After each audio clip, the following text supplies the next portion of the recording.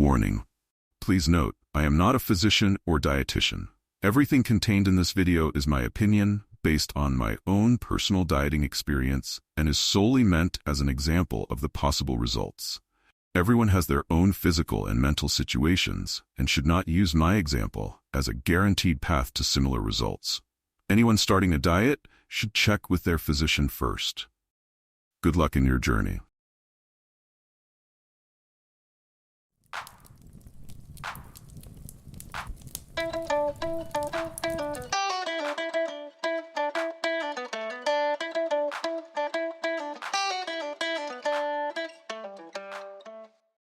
Welcome back to my channel.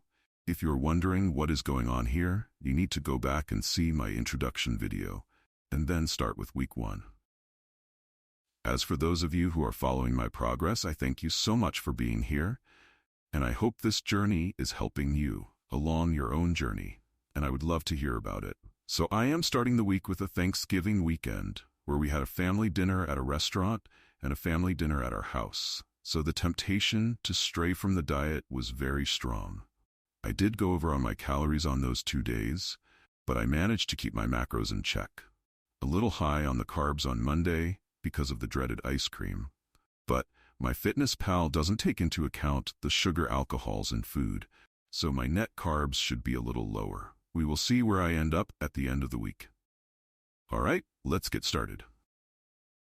Day 1 Sunday. After a 13-hour fast, I started the morning with a 2-egg and cheese and sausage low-carb bagel. Then for lunch, I just snacked of some cheese curds, and then the dinner at the restaurant I had chicken and ribs with no sauce, a bit of coleslaw, Italian dressing on my salad, and some green beans. I had the French fries put on a separate plate and gave them to my wife. I did, however, have a 20-ounce Michelob Ultra beer. We ended up going to my sister-in-law's house for dessert, where I skipped the dessert, but had a can of Michelob Ultra. I was 210 calories over for the day, and my steps were only 2,908. Day 2 Monday, Thanksgiving dinner today, started the day with a 13-hour fast broken with another bagel and egg breakfast sandwich. Then I went to play indoor golf, where I had a protein bar for lunch. For dinner, I had ham, carrot and turnip mix, and cauliflower. I then had an ice cream for dessert. Later I had some peanuts and a kielbasa. So today was not a good day diet-wise. My calories were a whopping 629 calories over. My steps were 5,220. Tomorrow will be a better day as I will be back to work.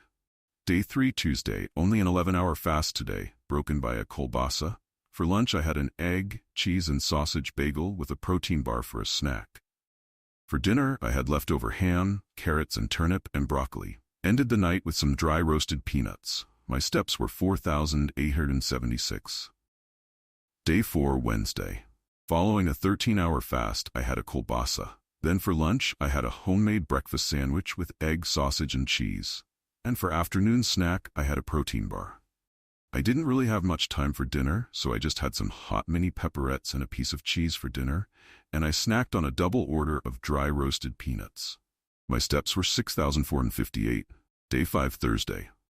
Today another 13-hour fast broken by a protein bar. For lunch, again I had the egg, sausage, and cheese on a keto bagel. For afternoon snack I had a kielbasa, and for dinner I had Caesar salad and 1 piece of chicken parmesan. Then I had dry roasted peanuts for nighttime snack. My steps are 5,732. Day 6 Friday.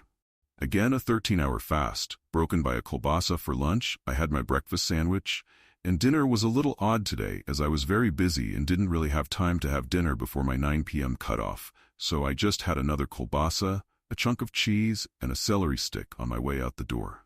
For snacks today I had a protein bar and 1.5 servings of dry roasted peanuts. My steps for today were 7,121. Day 7 Saturday. Another 13-hour fast, this time broken with a 3-egg, cheese, red onion, and bacon omelet. Well, it was supposed to be an omelet, but ended up as scrambled eggs instead. I followed this with a kielbasa for lunch, and for dinner, I made my mother's homemade spaghetti sauce recipe.